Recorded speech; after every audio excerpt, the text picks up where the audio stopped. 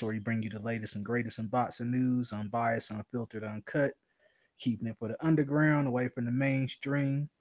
Man, we got a lot of interesting topics for you today. First off, we're gonna kick it off to our usual panel. Starting off with 2K the Prodigy, man. What's good with you, man? What's up, man? Whoever's on here, you know what I'm saying? You'll see me as the movement. I had to sign on to our actual page, but it's me. It's still 2K in the flesh. You know what I'm saying? Happy to be here, fam. All right, my apologies. I'm the one with the technical difficulties today, man. So we had to flip the script up a little bit, but we still coming to y'all live, man. Passing it on to the Truth and Facts About Boxing crew. What's good with you, Bo and Bernard, man? How y'all doing today, man? I'm excellent. I'm excellent. I'm wondering why the fuck we 20 minutes late, nigga. Man, free Bernard. Who the fuck is this B wanking dude? This nigga said I'm excellent. I'm excellent. I'm excellent. Hey, look at Ernie Jethro. Don't talk to me like that, nigga. Don't talk to me. Hey, they call me B wanking and I'm excellent. Fuck out of here. Look at Ernie. Look at Ernie. Shit. New name was Ernie, man. Shit. So as y'all can see, this is the kind of day we're gonna have, right? We gonna kick this shit off like this. All right, man. Shit, we just waiting on Big Cool from Colossal Boxing to talk the roll through, but it'll be in a couple minutes. But we could go ahead and get started. Roll Tide. All right, so we're gonna start off, man. Basically, with reviewing this past weekend's fights for the most part. I wanted to start off with the ESPN card. We had Artur Beterbiev taking on Enrico Koeling for the IBF 175 title, vacant title that was vacated by Andre Ward. Beterbiev won by a 12th round stoppage. Let me get you guys' takes on the fight. As far as what you guys think this makes the 175 division now. I'm gonna start off with 2K. I'm not sure if you saw this fight or not, man. There's a lot going on. I didn't see the fight live. A couple of rounds and said, yeah, this shit whack. You know what I'm saying? So basically, I can give you BF. I will not break this fight down. And simply because there's really no need to. One thing that I do see that I can say for Enrico is that he's a tough dude. He was taking some hellacious shots from round one. You know what I'm saying? He didn't finally bow out of the fight, or at least get knocked out in the fight until the 12th round. So he's a tough guy. It's his second loss of his career. But we all knew that this was pretty much a tune-up for Artur Beterbiev. He was supposed to fight Sullivan Barrera. Barrera pulled out of that. I believe it was money issues. Correct me if I'm wrong. Pulled out of that. Yeah, I was looking for a guy to fight, and this is who it ended up being. Beterbiev is and I've told cats this before, and I'll emphasize on it now. Beterbiev is as my man Big Cool would say, the great value brand of Sergey Kovalev, straight up. You know what I'm saying? He is a poor man Sergey Kovalev. Minus the dynamic punches, minus the footwork. Shit. Kovalev's footwork isn't great by any means, but if you look at Beterbiev's footwork and compare the two, Kovalev looking like Arislandi Lara in this motherfucker. I mean, Beterbiev is the definition of a nigga with cement feet. You know what I'm saying? Very flat-footed. It's almost as if motherfuckers put sand in his shoes, dog. You know what I'm saying? I want to weigh the nigga's shoes alone. His shoes might weigh 100 pounds each. That's how much he just stands there. Very slow. He looks for the same 1-2 punches. May throw a hook in there, may throw an uppercut in there every once in a while, but it's really the same 1-2. Similar to Kovalev, his biggest punch is a straight right hand, but it's something that he leans on heavily. Kovalev has he has a dynamic offensive arsenal, and I believe he's learned that, with the experience that he's had over his his career at 175. Isaac Chilemba, Jean Pascal twice, Andre Ward twice, Bernard Hopkins. He's learned to become more dynamic with his offensive arsenal, whereas Beterbiev, 12 fights in, he's still very robotic. He's still doing the same shit over and over again. It got to the point where I'm looking at this shit and I'm like, damn, if Barrera would have took this fight, he probably would have beat Beterbiev, whereas before this fight, I thought Beterbiev would have beaten Barrera. So that's the kind of performance that he had, in my opinion, on Saturday night, had me changing who I believe Beterbiev can be at 175. I think guys like Adonis Stevenson, this is going to hurt me to say this, Adonis Stevenson gives him trouble. Badou Jack gives him trouble. Hell, Alexander Gavadzik gives him trouble. Alexander Gavadzik, the way that he's able to box from the outside, can probably beat Beterbiev. Another person whom before this fight I thought Beterbiev would have beaten.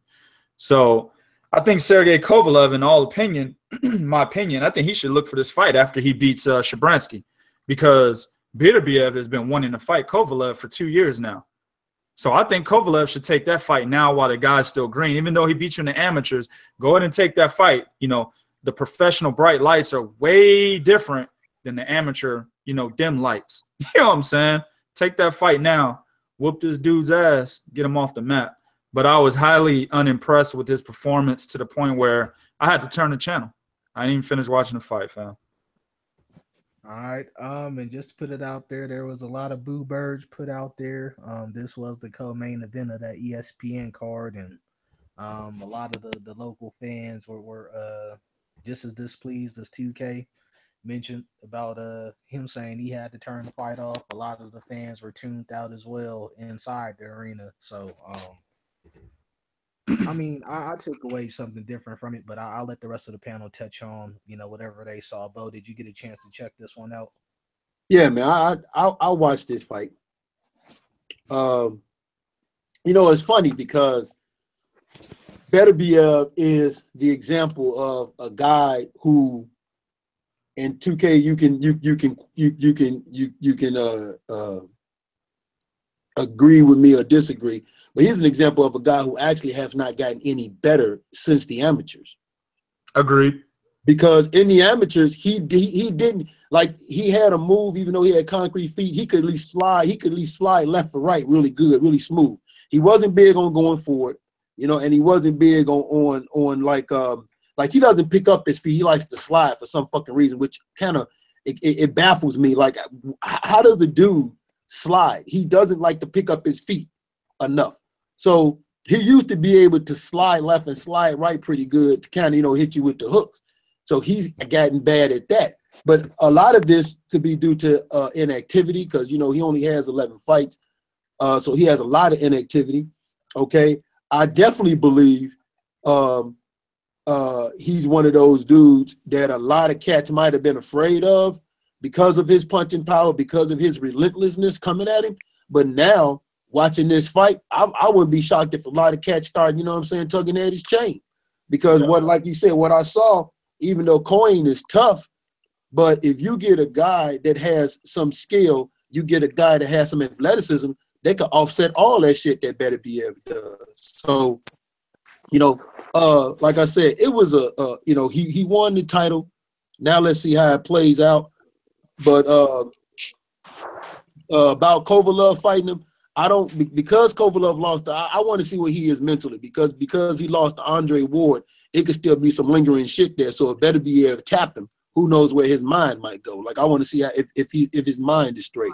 But I definitely agree with you though, man. If Kovalev's mind is straight, oh dog, he should jump on this nigga right away. ASA fucking pick. I agree. All right. Just to piggyback off of something Bo put out there, appreciate you putting it out there as well. Pretty much this is something that Teddy Atlas pointed out on during the card. Pretty much saying Beterbiev, he didn't need to do anything reckless. He went out there and got the title. Now it's on him to really show what he's about. He didn't want to. He shouldn't have. Atlas pretty much said he shouldn't have taken any risks as far as getting the belt first and then going after it. Bernard, were you able to check this one out as well? No, I didn't get a chance to see the fight. I just read the reviews on it, and people were giving it. They weren't too keen on the fight. basically the same thing that 2K said. Just they turned it off, or they weren't interested. They felt like he didn't do his performance wasn't impressive. In other words, I mean, I think you have to watch the entirety of the fight to take away the full gist of it. I mean, one thing I was able to take away from it was really that he's able to vary his power on his punches at the end of the fight. That's what something I was able to take away more than anything. I think this is something that we could probably touch on with a lot of fighters out there now. The pity pat jab, like there's no emphasis on it. It's just a rangefinder kind of thing, but not really something to make you think about it. I saw him doing too much of that in the fight. But essentially at the end, you know, the seeing the way he was able to stop Koeling, I felt he could have done that a lot sooner. It was just him getting the rounds in more than anything, inactivity. Getting the good work in. Koeling was definitely a guy that knew how to survive. You know, 24 fights in the game. He definitely knew how to survive in a ring.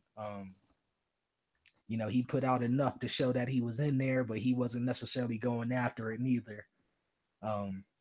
So I was happy to see Beterbiev turn up in the 12th round. You know, it's something seeing that he did in the 12th round is something, you know, he could have done a whole lot sooner in that fight. So I'm not going to beat his brains in, you know, over the performance. It was lackluster, you know. But like I said, I saw him actually varying his punching power towards the end of the fight. You know, he wasn't putting everything going it earlier. The jab was just a rangefinder early on, and he started putting more on it towards the latter rounds of the fight. So, I mean, I'm not going to beat him too far in the head. You know, he hasn't had that many fights. He's been inactive. But I still think he's a force to be reckoned with at 175. And I still think we'll have him in my top 3 at 175 right now, personally, you know, with Andre Ward retired. Anybody else want to chime in on pretty much the future perspective for him? I mean, we talked about Kovalev. 2K touched on the Kovacic fights. He was actually present at the fight with Lomachenko watching. So I guess there might be something in play there.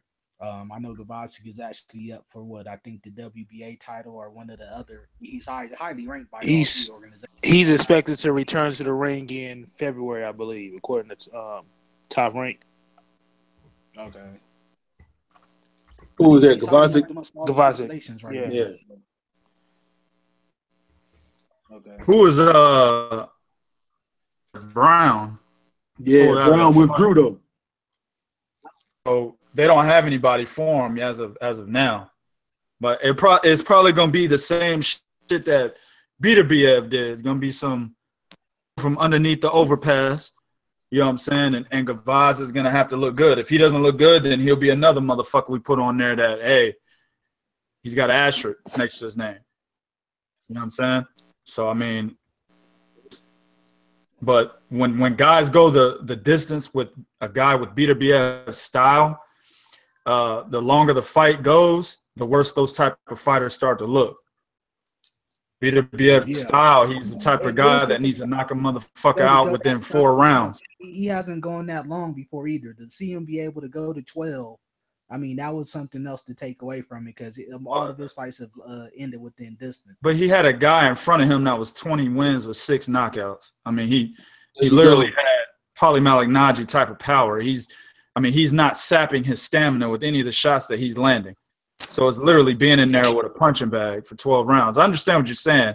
He showed that he still had the stamina to be able to withstand, 36 minutes of action. But at the same time, when you're in there with a motherfucker that's allowing you to hit them and then he's throwing punches back and it's like getting hit by your 5-year-old son, you know what I'm saying? You're not going to get tired. You feel me? Right. So let me see Beterbiev in there with a Sullivan Beretta, Dimitri Bivol, Alexander Gavadzic, Badou Jack, right? Even a fucking Marcus Brown. A nigga that – I'll take Joe Smith. I'll take Joe Smith Jr. even. Yeah, even one of them. Guys that he may or may not be able to knock out, and he's got to weather the storm against another guy that actually can hit back. You see what I'm saying? So I'm thoroughly not impressed, nor do I have him in my top 3. I mean, I'm putting niggas like Aliter Alvarez over Artur Beterbiev right now. So there's a lot that he needs to do. Only 12 fights in. We need to start treating him like a guy with only 12 fights. Straight up. Yeah, that's true. I mean, the biggest problem, like I said, and like this was a guy that was being highly scouted and being highly, talked about. But then you have this inactivity, and when you're not working on your craft, or when you're not working on things that's not working, like I said, I want to know who his training camp is, because like I know like Rigo don't fight a lot, but you watch tapes of him, you watch what they're doing in training camp. He's at least still working on his craft and working on improvement. So I'm like, man, what is Beterbiev doing? You know what I'm saying? Because what I saw last night, that's not the motherfucker who people was talking about was a threat to Andre Ward. Remember, Cass was like, this dude's a threat to Ward. Like, man, Ward kills this dude, man. Dude, a matter of fact, the 2K's point, Andre Ward is the cat that we will see how good his stamina is, because you see how hard Ward makes you fucking work. Yep. Even though, I don't like that light-skinned nigga, but, that egg-drinking motherfucker got a point. That nigga always got a point. To the other card that happened on the same night, the HBO card. I guess we start off with the headline, the main event, Daniel Jacobs versus Luis Arias. Not as much to talk about as we expected, considering the way Arias bumped his gums in the pressers and all that. He did what he had to do to sell the fight. But he put up a no pun intended, QK, but he put up a big egg in the fight. The egg, nigga, the eggs was overcooked. To start off, I mean, Arias went on to say it was an injury that prevented him from having the kind of performance he wanted, but I didn't see no injury until the 11th round. Personally. All right. And y'all already know what's about to happen next. What? Wait, B, say it again. What did he say? Injury prevented him from performing the way he wanted to, but I didn't see any injury until the 11th round when he was knocked down. So get the fuck out of here! No goddamn injury. This motherfucker was getting his ass whooped. That was his injury. He got his ass whooped from the first to the 12th. From the first to the 12th. He heard his pussy. Man, he got his ass whooped outside the ring. Then he got in the ring. Then he lost 12 rounds. Nigga lost 13 rounds as far as I'm concerned. Fuck out of here. 14 being from Wisconsin, man. 14 being from Wisconsin. No Wisconsin ass nigga to be taken serious. Fuck out of here. A Wisconsin nigga, a Cuban Wisconsin nigga. Hell no, nigga. They gonna do it for EQs and making excuses. I said, there's no way in hell this motherfucker a real Cuban. Cubans don't make it that goddamn far up north. That's why I don't think Bo is a Cuban. You know what I'm saying? Fuck out of here. He just left out the car just for the nigga time. I'm telling you, but Bo is Haitian. Bo is really Haitian. Oh shit! You know what, man? I'm gonna have a light ass night today because there's no breaking down any of these fights. To be honest with you, I mean, Daniel Jacobs went out there. This isn't the fight I really wanted to break down from this card, man. I just had to put it out there because of pretty much what is setting up in the middleweight division. Yeah. I guess Daniel Jacobs went on to say that he's going to be at the wants to go after the winner of that fight. Seems like the pretty much the obvious way to go with the way things are panning out with ACL right now, and they're going real heavy after the 160 division. So I mean, I really wanted to get you guys' take on just the setup of that, more than anything, like you said. Look like we're gonna get these fights, man. That's what it seemed like. Honestly, I mean, look like everybody now willing to face each other. Even Billy Ho, actually speaking of Jacob's name, he wouldn't do that fucking months ago. Now he's saying, "Hey, he only speaking that nigga's name because he don't fight, man." Right. I mean, I don't believe it, but I mean, it's still different. It's still something. It's still good to hear because he wasn't acknowledging none of them niggas. You know what I'm saying? You'd have thought, he was the only. Him and Golovkin was the only middleweights in the world. You know what I'm saying? But now he's saying, okay. now HBO throwing some money at him. He get a little more courage when the purse get bigger. You know what I'm saying? So I think he get his ass whooped. He gonna get his ass whooped by Lemieux, but it'd be worse against Jacob. I believe it when I see it. Exactly. Yeah. You know what I'm saying? Yeah, I agree. I think right now the middleweight division is still up in the air in terms of if the fight's gonna get made. The only reason why I'm saying that is because right now I don't feel K2 or Golden Boy gonna have Gennady Golovkin or Canelo go against Daniel Jacobs. Their main set is to try to make sure they get as many fights between those two as possible, possibly two more, make it a trilogy, and then Gennady could roll off in the sunset because he's not gonna fight anybody else top level. He probably gonna get maybe fight a contender, not necessarily a top contender, a decent opponent, and then ride off into the sunset. I don't think Canelo will hold on to the belts. He won't fight any real name. The only name he'll probably fight out of the middleweight will probably be David Lemieux. And then from there, I don't know how Oscar's gonna do it, but he's gonna keep them motherfuckers away from him as much as he possibly could. I think you'll most likely see, if anything, you'll probably see a Jamal Charlo versus a Daniel Jacobs, or Charlo versus Andrade, or even Andrade versus Jacobs. Before you see anybody go for Canelo. It has to be something like a mandatory enforced by one that's sanctioned by a definitive. That won't even matter. But you know how you're right. Canelo fight one tough guy, then the next 3-4 fights, it's goddamn. He gonna make a new catchweight. Matter. We didn't see that nigga. We didn't see that nigga drop a belt. He'll do it again. He gonna be fighting niggas at 161 now and shit. You know what I'm saying? He's moving back up to 164.5. Yeah, nigga. Yo, did y'all talk Jacobs and Aries, man? I was having issues with my laptop. We didn't talk about we didn't pull the Aries on it. We didn't talk, man. We just we showed up. Bro, you need to go holler at your Cuban brethren, my nigga. Man, yo, that is that motherfucking name. I keep telling y'all until I see a proper birth certificate. You gotta see a proper. I need one from you too, motherfucker. I know you ain't talking about him. I know you ain't talking about certain. Bernard, I know you seen it. Bernard, I know you seen the picture. Old boy posted Louis Aries, whatever fuck you pronounce his name. Yeah, I sent with that the shit foot talking about some war room, man. I sent that shit to y'all. I sent that shit. As soon as I saw that shit, I said, let me send it right to y'all niggas, and y'all gonna eat that nigga alive. Go on. You don't get no war rooms for a crap in your foot. Get the fuck out of here. That motherfucker said in round 2, it was a bump on his foot. And when I heard that shit, I said, man, get the fuck. I made a video. I said, why these niggas can't hold their L's, man?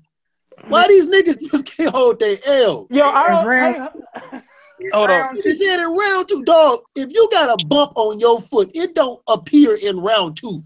That's some shit that happens during training camp, my nigga. Thank you. But hold on. But not only that, though, but did you hear the excuse from John David Jackson?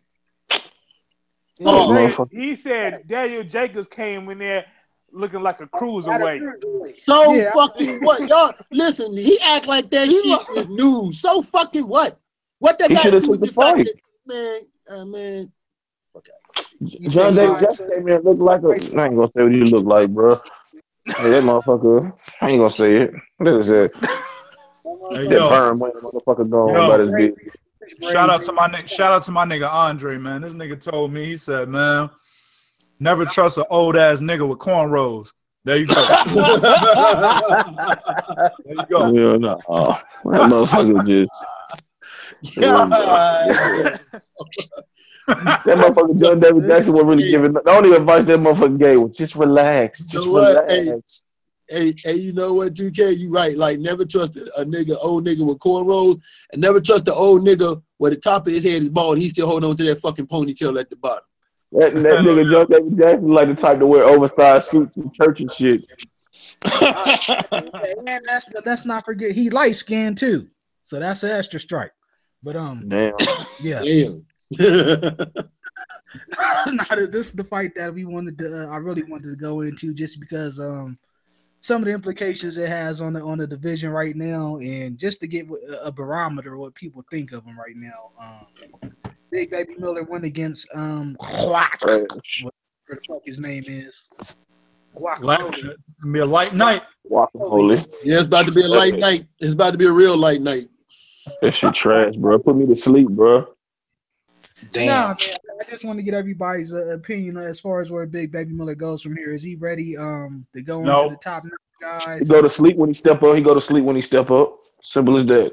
That nigga going night-night. That nigga was hit. That slow-ass nigga was hitting him with the right hands with a hurt hand and shit later on in the fight. Let that been Joshua Wilder or somebody like that. That nigga would have been fuck. He probably would have fucking fell through the camera. Fat ass. 283, bro.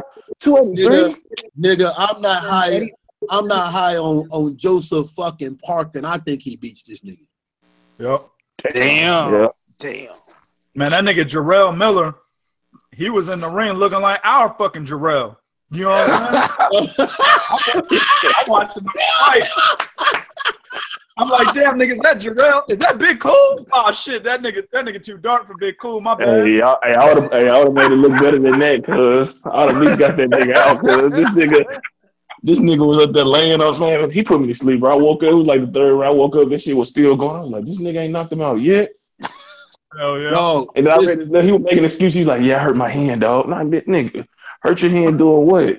Fixing a sandwich? I mean, look, man, from another big nigga, that nigga ain't got the goods, bro. Big niggas know what big niggas ain't got it, good. Look, let me tell you something. Damn. This shit, you watched a tree trunk. This motherfucker was in a fight with the one-armed man and couldn't knock this motherfucker. It took the doctor to be like, yo, man, you done. You're like he didn't even stagger this nigga. The nigga, he didn't even hit him when he stumbled. I'm like, man, what the fuck am I looking at, man? I said, man, That's something we've seen in his last 2 fights, because if you can't put Gerald Washington out, I mean, with one punch, like, he's not necessarily a guy with a chin. And I mean, I think he went out more or less because of stamina and accumulation than anything in that fight. Hold on. I mean, it definitely shows. I mean, Big Baby ain't got the power to. I mean, I don't think he stands up to Deontay or AJ or even like Bo was saying, Joshua Parker right now, man. I mean, let's be realistic. Okay. The style that Jarrell Miller employs, he stands directly in front of his opponent. He doesn't move around much because the nigga fat as fuck. Okay. He likes to be on the inside. You know what I'm saying? He likes to be at close range. He has a very good uppercut. He's had that uppercut since he was in kickboxing. You know what I'm saying? Very good inside uppercut, but this is the problem. He don't really have a jab, nor does he utilize it. In my opinion, he doesn't really have a straight punch. All of his punches come wide and compact on the inside. You're going against Anthony Joshua, Deontay Wilder, and in shape, minus 200 pound, because the nigga about 450 right now, Tyson Fury. You know what I'm saying? These guys excel at fighting from the outside, fam. Mm-hmm. Anthony Joshua is a good inside fighter as well. The way he fought Vladimir Klitschko on the inside, he would beat the shit out of Jarrell Miller with that particular showing, okay? Not only do these motherfuckers do well from the outside, but they have the reach advantage, right? They would pick Jarrell Miller the fuck off for 12 rounds if they don't knock him out. Jarrell has the best chance against Deontay Wilder, in my opinion. If I take Tyson Fury's fat ass off the list and just look at Joshua and Wilder, he has the best opportunity against Wilder simply because Wilder allows people to get inside of his jab. Yep. All right. But even then, I still feel he doesn't sit on his punches well enough to be able to hurt Wilder, right? Eric Molina's uppercuts were killing Wilder. Eric Molina is known to have a lot of power. Eric Molina is known for 2 things: getting knocked out by Chris Arreola in the first round and having power. You know what I'm saying? Before he fought Wilder. That's the fuck he was known for, right? He was still in there hitting Wilder with some hellacious uppercuts, and Wilder still didn't get knocked out. Didn't even budge. He was hurt, but didn't budge. Okay? I don't think Jarrell Miller fucks with him on the inside. I don't think Jarrell Miller has enough footwork to even get around the Wilder jab. I think eventually he will, but I don't think he finds success in doing that, meaning he doesn't continue to do what needs to be done to keep getting inside of Wilder's jab. He's going to be getting touched from the outside much more than he is getting inside of his jab. So does he need to lose more weight? I mean, you know what? Absolutely. But this is the thing. This is like Bone Crusher Smith. Some of these niggas, man, they lean on the fact that they're big guys. They think that generates more power in the ring, and it fucking doesn't. You know what I'm saying? Just like being a big cut-ass nigga doesn't generate power, a la Timothy Bradley, right? Sir. So Timothy Stanley? Yeah, exactly. So, I mean, you have to power is something that you literally got to work on. Well, raw power is something that you got to have. It just got to come to you. But then if you want to get stronger, that's something you got to work on. You know what I'm saying? And to me, Jarrell Miller's not working on that shit, dog. Be that big and to be that or to have all of his punches that compact and he's not hurting niggas. Fuck out of here, bro. Well, see, here's the thing, and you hit on it. I mean, power is also generated by technique. This motherfucker does not throw his right hand with proper technique. He pushing it with his arm. He's throwing arm punches, and that's why. Now, he got a good work rate. I'll give him that. But how good is that work rate when you got motherfucker giving you some work back? I mean, can you call that, though, when it's all pity-pat punches and shit, though? I mean, like, it ain't nothing on them. I mean, the bad habits that they're letting linger in the fights that he's doing now, hands down, against these bigger guys that actually have nice jabs, Joshua and Wilder, when they use them. But see, that shit that he doing on his own, though, Twan. They not telling him. You gotta. Sometimes, man, a fighter can hear something. And a perfect example, Timothy Sadler. Joel Diaz was telling this motherfucker to box when he was in there with Provodnikov. Yeah, Provodnikov. This motherfucker went in there and decided to go to war. So I can't necessarily say that they're not showing him what to do in the ring. It's just that sometimes, man, fighters get in the ring and they decide to do their own shit sometimes. Well, sometimes they just can't do it. That shit in the gym, man. Well, sometimes they just can't do what the trainer telling them to do, man. Simple as that. They lack the ability. You know what I'm saying? Stubborn. I said it after the fight in Eastwick. You know what I'm saying? They pretty much building them up to be another Seth Mitchell. You know what I'm saying? I agree. I agree 100%. Probably with a better chin, with a slightly better chin. Yeah, better chin. Yeah. Yep. But that's why I said, when after that fight, I said, this the motherfucker you telling me you want to face Joshua? Get the fuck out of here, man. I don't want to see Eddie Hearn. Of course, Eddie Hearn wants that fight. Yeah, he put that shit out there immediately. Right, like, and that's why I said, that's me. Get the fuck out. I don't want to see that shit, man. That's what make hamburgers help out that nigga, man. A lot of it. Dude, Deontay Wilder's right hand is like a Scooby snack to this motherfucking Gerald Miller, man. Man, we did an interview with him before, and even I heard before, like they sparred together, him, Deontay, and Big Baby Miller, like he put him in the hospital. Yeah, he said he hurt him, knocked him out or some shit. Yeah, Big Baby was on Shady 45 talking about how he whooped Deontay Wilder's ass in that sparring session. I remember that. Man, yeah. They were it wasn't on Shade 45, but it was a different podcast that they ended up being on together. And he called in talking shit. Yeah, I saw that. I'm finna put the baby oil on. I'm like, this nigga be talking. Yeah. I saw that one too. Yeah. Right. They said that he got knocked out. They said Wilder knocked him out of sparring or some shit. I don't know. They put him in the hospital, and Big Baby didn't refute it or nothing. Live on air. You know I don't know how you can whoop a nigga ass and you in the hospital. You about put in the hospital. I don't know. Well, shit. Yeah, I don't know. Yeah, I don't know about that. I just know what Uncle James told me. I know that fat ass nigga can't beat no top heavyweight, man. 283, and that nigga huge. That's fucking nigga. We'll go into our next topic, man. This one is definitely got a lot of people feeling a lot of different ways for some reason. But like I said, we're a fan of the unification in any way here. So I mean, I'm not gonna shit on it. But Mikey Garcia looks like he turned down the offer from Golden Boy to face Jorge Linares and it's looking like him versus Robert Easter is in there for the first quarter 2018, man. I guess let me get you guys' thoughts on just the selection of opponent, man. Would you prefer Linares over Easter, or how you guys saw things breaking down this way? I'm gonna start off with Big Coup on this one. I mean, I would have preferred Linares because he would have snatched the title off of him, and we would have still got a unification bout with Easter because they both were Al Heyman.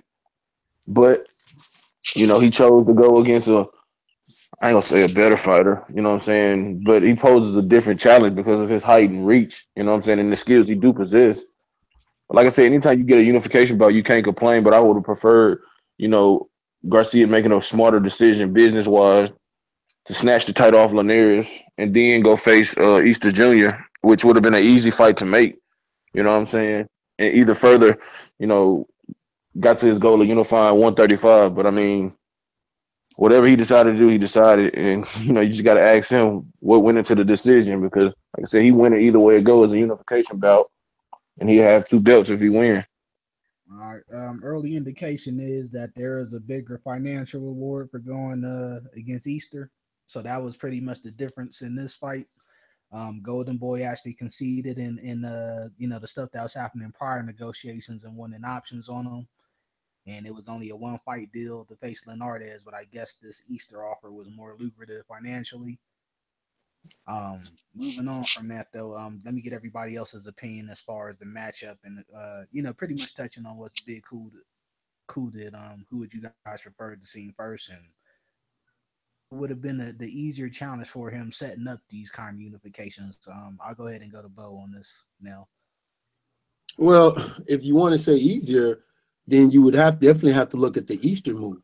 Listen, the purist in me was in favor of him fighting Linares.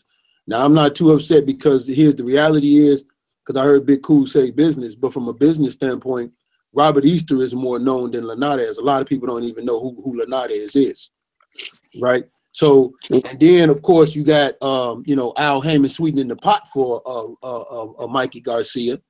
I was saying, hey, man, listen, you can go fight Easter in Easter hometown or wherever the case is, man. We can sell that out, get a unification. And you make some money. That way, when you sit down to fight Linares, you can actually probably get more out of Oscar because now you got 2 belts. Now you're sitting here with 2 belts versus his 1. And now you'll be the bigger draw. You'll be the bigger side because, again, nobody really knows who Linares is.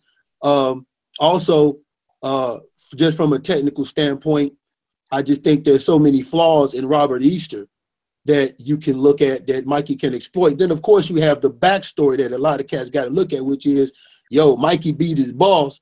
Now, is he going to beat the worker? You know what I'm saying? That backstage, he beat the boss.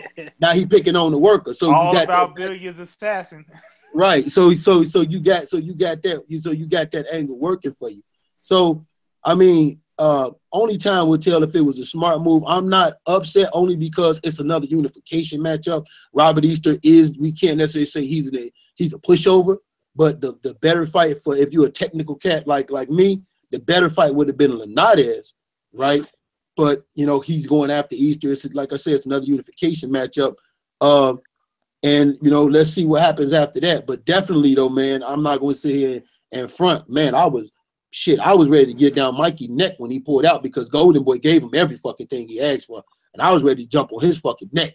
Like, dog, what the fuck? But then, when you make a move, sometimes, man, if you dismiss one move and you make a better move, then all right, I'm cool with that. Hint, hint, WBC light heavyweight fucking punk ass champion. When you do shit like that, I'm cool with it. But when you make a move, it's just got to be a move that everybody can look at and be like, all right, you know what? You did this, I didn't like it, but you know what? I can eat that right there. I don't have a problem eating that one. This move could backfire though, man. Like Easter, as reckless as he gets, and lack of following his game plan throughout a fight, the guy can fucking fight. You know what I'm saying? And he can easily go in there and beat Mikey, and that shit can backfire, even though he getting paid better than he would against Linares. I mean, I think it probably is a tougher fight against Easter Jr. for obvious reasons I pointed out. But I just think that he should have took Linares first, man. That's actually what I was gonna ask 2K, man. Stylistically, who did you think was a tougher matchup? Because I kind of agree with Big Cool as far as the Easter is probably the one that could backfire more than Linares. I thought Linares would be an easy victory for Mikey. I Yeah. think Easter is it can be an easy victory, but it depends on Easter as well. So let me get 2K. Yeah, as good as Mikey Garcia is, when you look at the Robert Easter matchup, the fight really depends on which Robert Easter shows up, and that speaks volumes for the advantages that Robert Easter has in that fight. You know what I'm saying?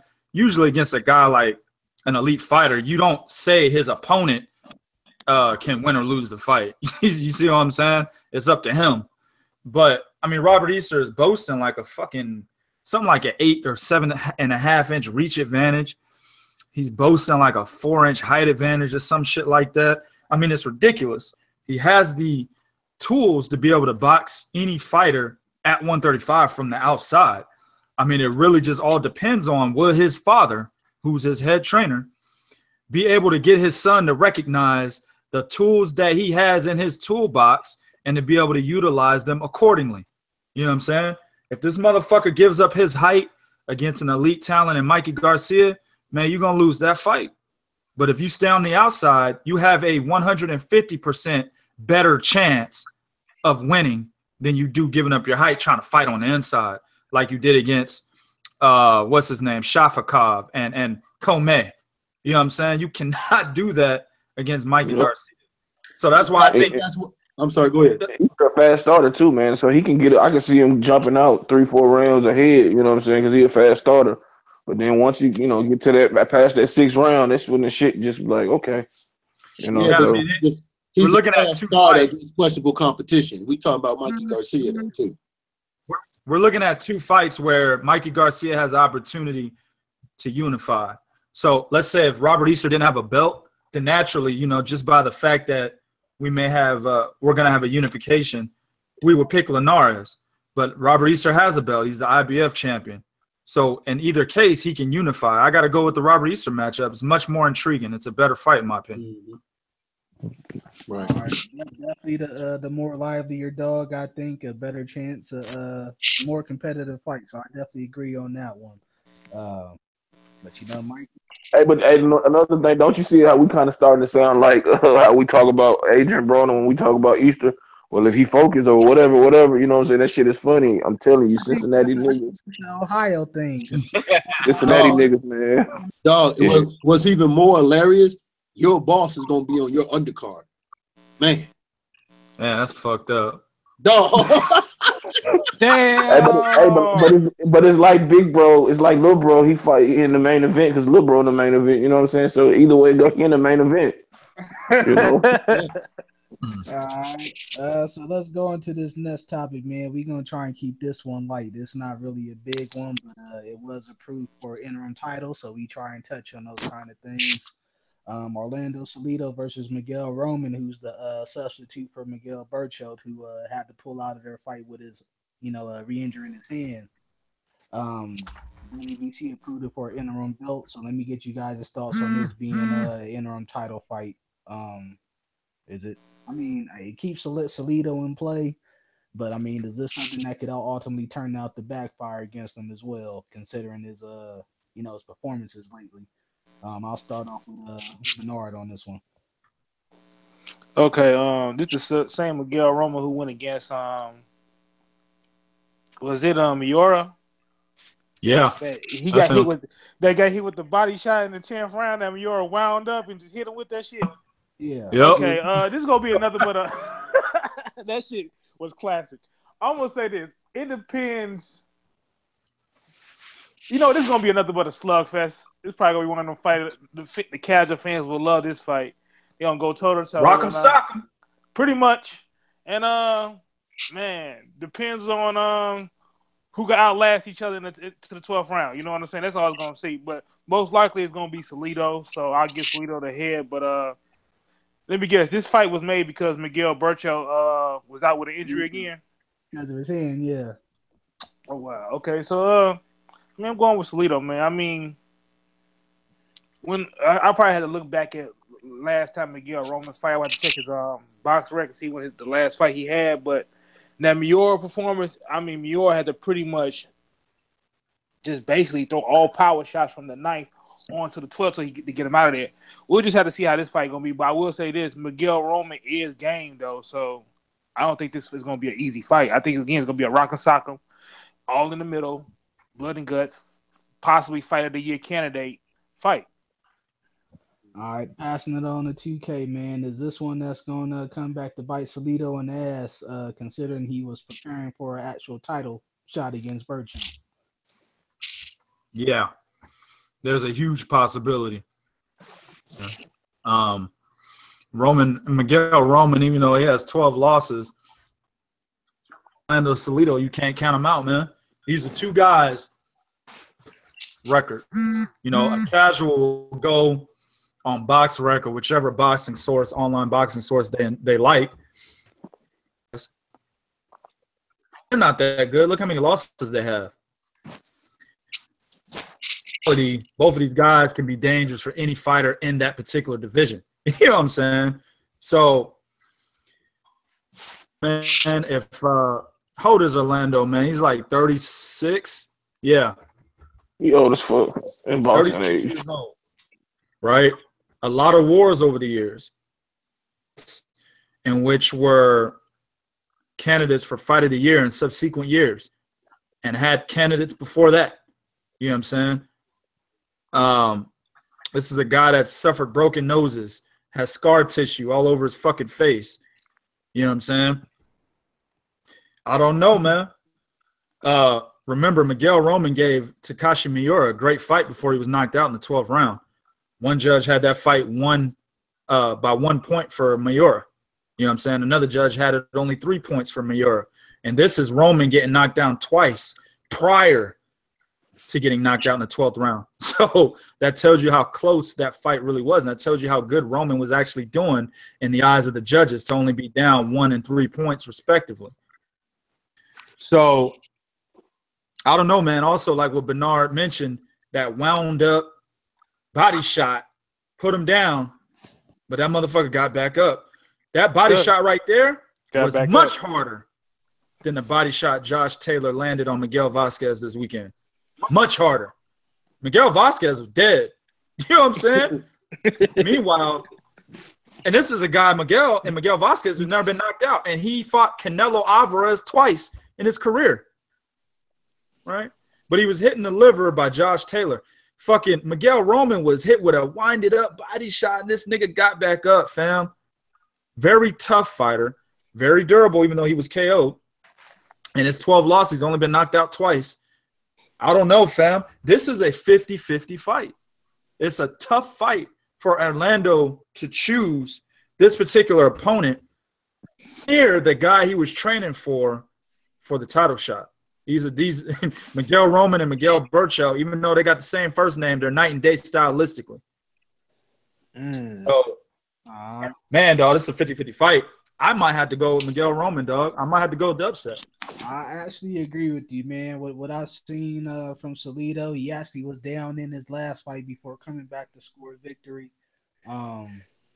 Yeah, I just think it's too many wars, and Roman, you know, he's actually built for this class, man.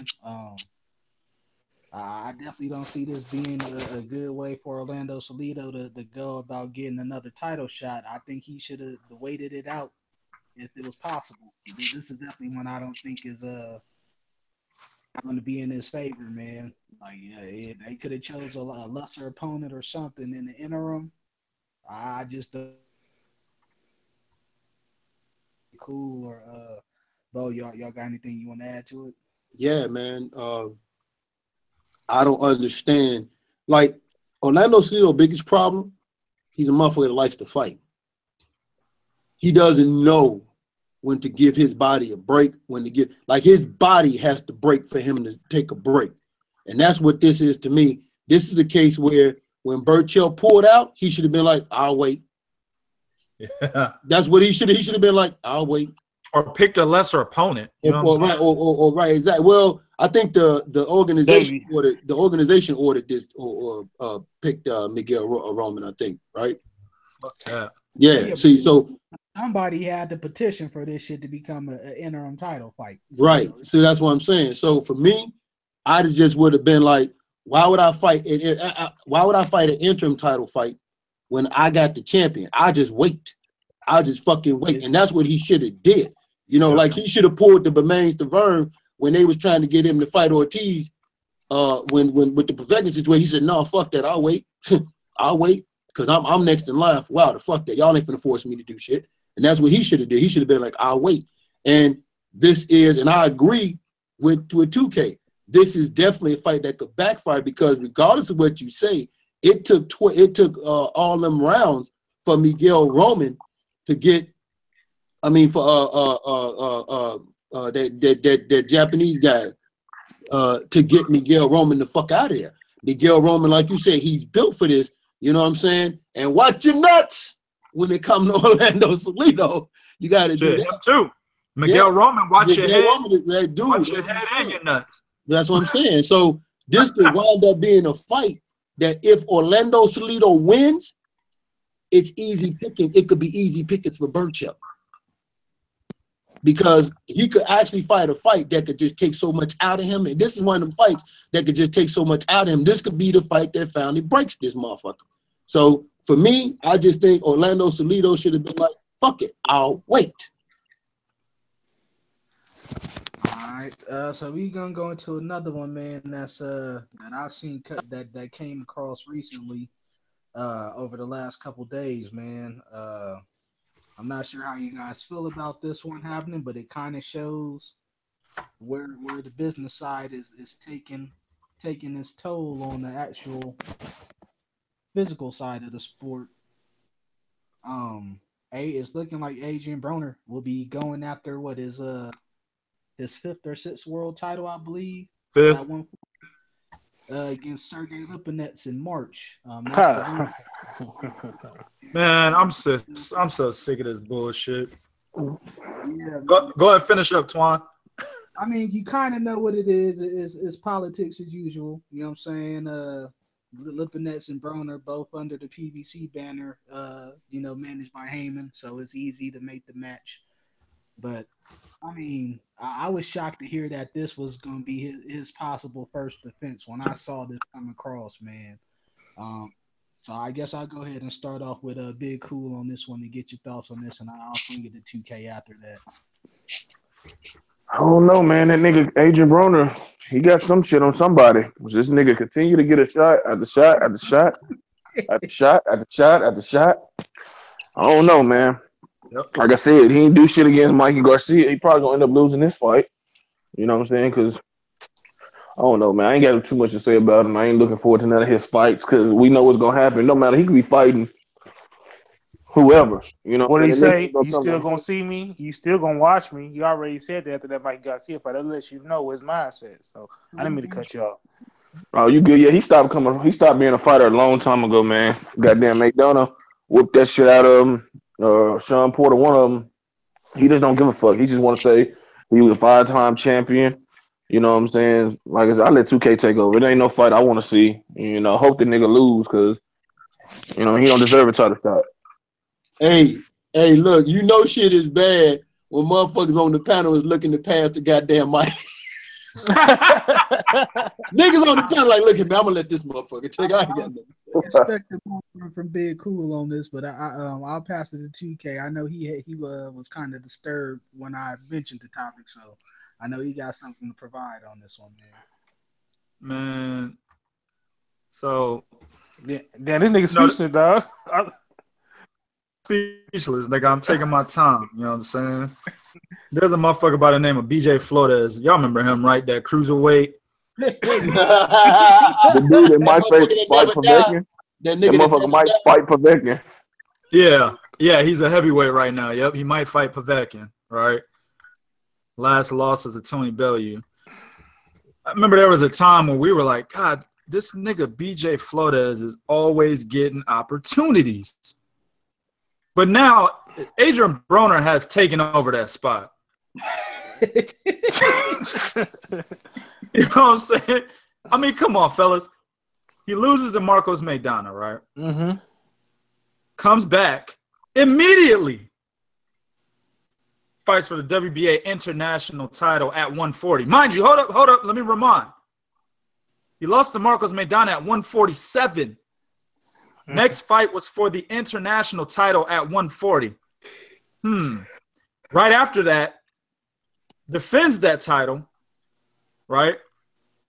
Then he fucking fights John Molina Jr., right? Then he fights Sean Porter. Then he gets a shot at the vacant WBA title at 140. Now, the Sean Porter fight was within the 147-pound limit. It was just at a catch weight. Yep. Before, right? So, my thing is this. After the Sean Porter fight, he gets drugged. Balak Verdi a fight immediately at 140. Doesn't he lose his title shot on the scales against Ashley Theophane? Yep. Right? Yep. Loses that belt. Fights Granados. Fights Mikey Garcia. Now he's automatically getting another shot after a loss. This is the second time this is the third time he's gotten opportunities to put himself in title contention after losses. Why is it that we give Adrian Broner so many fucking chances? I mean, I understand. He's good for boxing. His persona, he's a clown. You know what I'm saying? Niggas hate him. He has managed to execute the blueprint needed for black fighters, right? Majority of black fighters of today, you got to be mean, you got to be nasty, you got to be a fucking idiot, and above all, everybody's got to hate you. You know what I'm saying? This is where Tim Bradley failed. Trying to get everybody to like him, right? This is where Arislani Lord's failing. The villain, right? Demetrius Andrade is failing. He's not the villain. Hell, this is where Andre Ward failed. He wasn't the villain, right? So Adrian Broner has embraced that. He's understood that, hey, nigga, I got to be the villain. This is what I do. Therefore, this is why we keep seeing Adrian Broner in the fucking spotlight, even though we understand he's a B-level fighter. Not only are they always putting him in the spotlight, they make sure to feed him the wackest motherfuckers they can find in order for him to get another shot at the fucking title, man.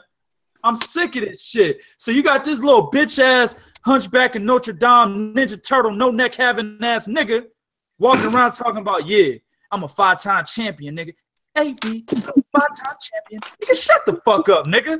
Because you shouldn't even been a WBA champion at 147 because you let Paulie Malignaggi whoop your motherfucking ass. Ooh. You took an ugly bitch from him that nobody liked. Bitch is ugly as fuck. Paulie didn't even give a fuck that you took the bitch. Then he whooped your ass right after that. So you got some ugly pussy and you got an ass whooping before getting that ugly pussy. Come on, man.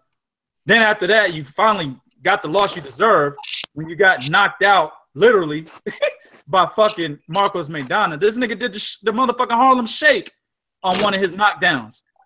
I never seen no shit like that before in my life. A nigga get hit in the head, do the Harlem Shake. The first time I ever seen that. You know what I'm saying? Then this nigga was making fun of Sean Porter in the ring, training camp. Blue 42, hut, hut, hut, doing all that shit. He got his ass blitzed. But then when you got in the ring, this nigga was Lawrence Taylor, nigga. You were Joe Theismann. Get the fuck out of here. Somebody get this bitch out of here, man. I'm done, man. You know what? I might not even watch this fight. Sergey Limpinets is trash. Sergey Limpnuts. My bad. Let me say his name correctly. Sergey Limpnuts. The nigga's trash, B. No, bro. Yeah, I thought he was gonna get stopped at some point to that fight. I was gonna sit here. No, hold on. Okay, finish be cool. My bad. Nah, I just thought old boy. I just thought old boy was gonna get stopped at some points in that fight. Against the Japanese fighter, but dude couldn't really punch hard enough. But he was buzzed and shit. But yeah, these niggas trash, man. They all trash. Ashley, Sergey, Limpnuts, and the other nigga. I don't know what fight you was watching because Kondo was whooping his ass. It was getting to the point. No, that's what I'm talking about. Yeah, that's what I was talking about. Oh, okay, yeah. It was getting to the point where I was like, shit, Kondo might get this decision. I didn't think they would do that. It's, Limpinets is. They were slurping his nuts on the telecast. Yeah, they gonna give it to Limpinets, but to me, in my opinion, I was like, from my personal scorecard, I was like, shit, Kondo might get this decision. You know what I'm saying? Man, Adrian Broner beats the shit out of this motherfucker worse than he beat Ashley Thielpane and Khabib Alagverdi put together. Easy win for Broner, and it's gonna be an easy step to another title for him to hold. He's gonna be 5-time champion. Ass too, though. Then he gonna get his ass beat by somebody. I don't his know. Fat ass daddy better not be in the ring brushing his damn hair after this fucking victory either. Hold on. This is where I was gonna. I recently read an article about Limp Nuts, where he said that he may not hold that belt for a long time. I guess this was either right after the fight with Kondo or before. It was on Boxing Scene. But before. He trying to go to 4-7 and get his ass beat there. Right. He was telling he said one that. So that's what his team was saying. 147 is where money is at. He think just because he from Kazakhstan, he good looking or some shit. Nigga, sit your ass down. Hey, but we have to let's think about this, right? This is for the IBF junior welterweight title.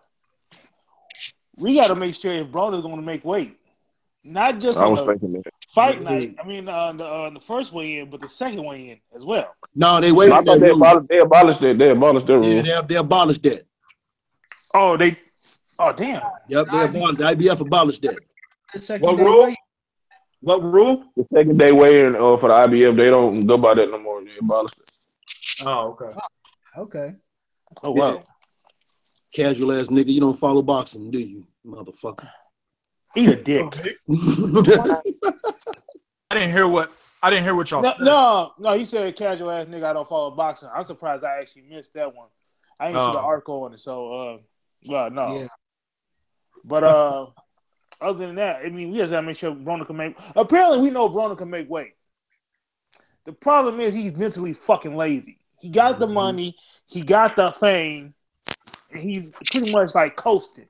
I'm tired of talking about this nigga. Right. I mean, I'm not gonna stay on it long, but it is what it is. I mean, my thing is, can he actually hold a belt? My question is this, not this.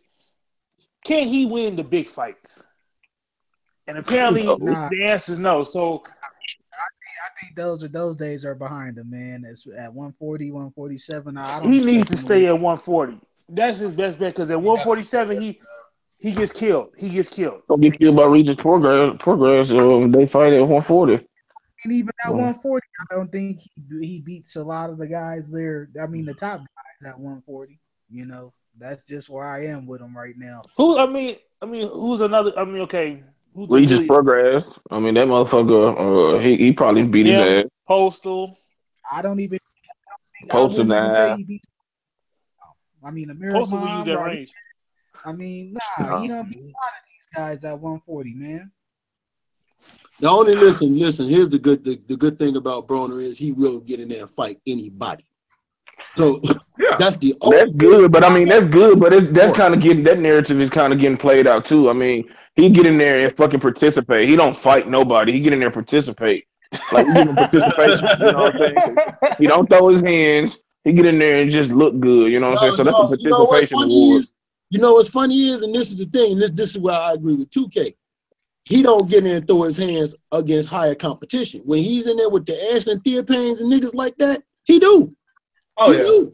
The motherfucker do. He let them hands go. It's when he get in there with the higher competition. And the reason being is Adrian Broner has fully bought into AB, the entertainer, instead of Adrian Broner, the fighter. He's another motherfucker that we're looking at. We see it right before our eyes, dog. When his reflexes, speed, and youth and all that start diminishing, he gonna be another motherfucker that never fully worked on his craft and shit. And he gonna be starting like AB. You know what's fucked up is, and somebody said it earlier. What's fucked up is, I believe, like Adrian Broner is the black version of Julio Cesar Chavez Jr. to me. He's a motherfucker that keeps getting opportunity after opportunity after opportunity. And everybody buys into that focus, bro. There's no Did he find a new trainer? Is a myth, y'all. There's no trainer. No, he don't got no new trainer. Man, fuck Adrian Broner, bro. For real, if I seen a nigga, I probably tell him that, you know, because nobody want to talk about this nigga as a fighter no more, man. He really trash, dog. He really trash. I mean, he ain't funny for real. Like I said, his whole narrative is like wearing thin. He get participation points for fighting Mikey Garcia, Marcos Maidana, Sean Porter. I mean, all of us niggas can go do that shit. What that mean? That just mean we was willing to, get in there and fucking get our ass beat. This nigga don't give up no resistance. He don't do shit. He gonna whoop on this nigga and then brush his hair and then call out somebody and then get his ass beat by that somebody and fucking probably lose the title on the scales again, man. That's where I'm going with it. Fuck that nigga, man. Yeah, I ain't even know this nigga was on I'll the move list. back up to 147. Next topic. So we'll go ahead and go into our next topic, man. We'll leave this one Bono Loco, since this is his specialty. Looking like Robinson Castellanos had to pull out of the Jason Sosa fight with an injury, and he's being replaced by Yuriorkis Gamboa. Man, I don't want to talk about that shit, man. Gamboa.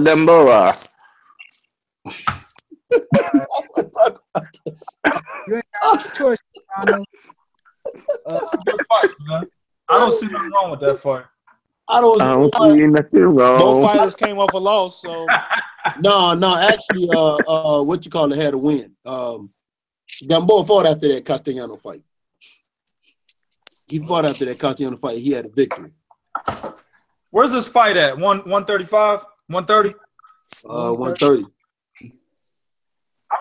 Fight, man. I like this fight, bro. Jason Sosa is actually not that good of a fighter. You know what I'm saying? I mean, he was getting his ass.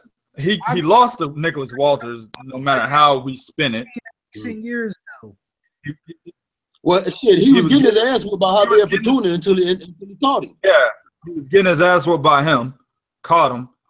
I mean, he got his ass completely embarrassed by Lomachenko. He's not that good of a fighter. I mean, I don't see nothing wrong with this fight, man. Yuriorkis could get back to form. Solano is a tough matchup for anybody. If he gets back to form, it's a good fight. I like it. Well, Robinson Castellanos was a bad matchup for a guy returning that's been out the ring as long as Gamboa been out the ring. Yeah. My problem with Gamboa is I don't know if that second fight he had was fool's gold because he still has a lot of the technical flaws. Now, can Jason Sosa capitalize on it? That's the question.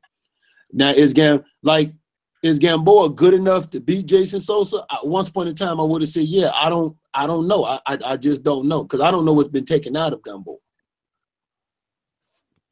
I mean, it's an intriguing matchup. I think, put it like this, the winner of this fight moves on. The loser is going to suffer a major setback. And it's sad because Jason Sosa only got one loss. But I can tell you now, if he loses to Gamboa, he's going to suffer a major setback, man.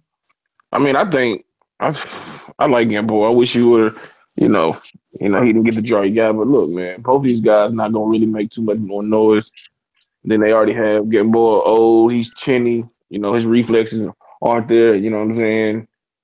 Even if he win this fight, he still, I don't see him doing much more, But he should win this fight. He better win this fight because it don't matter how old he is. He shouldn't lose to Jason Sosa because he is a bad fighter. You know what I'm saying? He really is a bad fighter. Like, he's a horrible fighter. I mean, he's not that good of a fighter. So Gamboa should win just because he's better. But I'm just saying, though, he's still the technical flaws Gamboa got, and like I said, his reflex, like you just said, his reflex is slowing down. We finding out he's possibly chinny.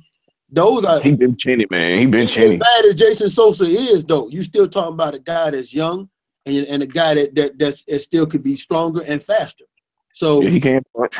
Yeah. So I mean, I'm not trying to shit on it. It's just that I just really feel like at this phase of Gamboa's life, dog, he's you know what I'm saying? Like he's being used to prop up other cats. That nigga said at this stage of Gamboa's life, not his career, that nigga's life. Yeah. Damn. That's a powerful statement. Like, nigga, you need to think about your life, nigga. Dude, I'm serious, man. That nigga just want to smoke Cuban cigars and you getting your ass jumped on. You getting your ass jumped on at the gym. You know what I'm saying? I'm concerned about is that Rigo in the gym with him. He's putting in work with Rigo for this Loma fight. So I'm like, no, not right now. Not at this stage of career. You said Gamboa putting in work with Rigo? Yeah, he been working with Rigo for this Loma fight. Right there. That's bad luck right there. I tell him get the fuck on somewhere with that shit. Bring your ass around here, cuz. I don't want none of that. Yeah. That's a good. Jason Sosa is gonna knock Gamboa out, man. I really do. Nah, man, he ain't knocking him out, bro. Gamboa.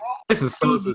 Think about it. Gamboa's been down in most of his recent fights. You know, even I understand that, but Jason Sosa's fundamentally flawed. Castellanos, he's not fundamentally flawed, man. That's what a lot of people don't understand. Jason Sosa's like out there fighting to catch niggas. If you fight a guy like Yuriorkis Gamboa like that, there's an opportunity that you're gonna end up getting outboxed. You see what I'm saying? So I don't know. I feel what you're saying. There's a possibility he can get knocked out. I just don't think he will. I think Gamboa is gonna surprise us, man. I really do. I hope you know what. I hope so because, like I said, he does, yeah. I hope so because that Castellano fight, like the 2K, he said earlier, some dudes you look at their record and their record will fool you. And when he was signed to fight Castellanos, I was like, yo, man, this coming off, you ain't fought in 2 years. This might not be the type of cat you want to fight. It's like when Robert Guerrero fought Aaron Martinez. I'm like, dog, you know, dog, they fooling you thinking this dude is done. He's not done. He just, you know what I'm saying? He just has a string of bad luck running up against certain type of fights, but dude ain't done. And that's the problem that he had with Castellano. But the fight he had, the comeback fight that he had after that, you know, she showed some flash, but I still seen the technical flaws. And like 2K said, like when it comes like Jason Sosa, as good as he's not, it's just that he is younger, he is a bit bigger and stronger, and that could come into play in the fight if Yuriorkis Gamboa is not fully there. All right, we're gonna go into another rumor that's being put out there right now. This one was actually put out by Michael Woods the other day. I kind of thought this was going to be something that was going to be an issue when he was initially signed to HBO, and I'm seeing this coming to fruition already. Andrade is rumored to be facing Sergey Derevyanchenko in his next belt. Basically because they both need opponents, and the 160 division is pretty locked up right now with the fights as far as being lined up. Derevyanchenko is actually the IBF mandatory challenger after beating Turiano Johnson for that position. So it's looking like that may be his next fight. He only has a 3-fight deal with the HBO, 1 fight under wraps, and only 2 left to go. So I mean, he may put himself in position for this eliminator. But let me get you guys' take on this fight being in play. I'm gonna start off with a Bo on this one. Okay, man. What fight is this? Demetrius Andrade versus Sergey Derevyanchenko. Regis? I can't hear you, man. Sergey. The hearing aid in.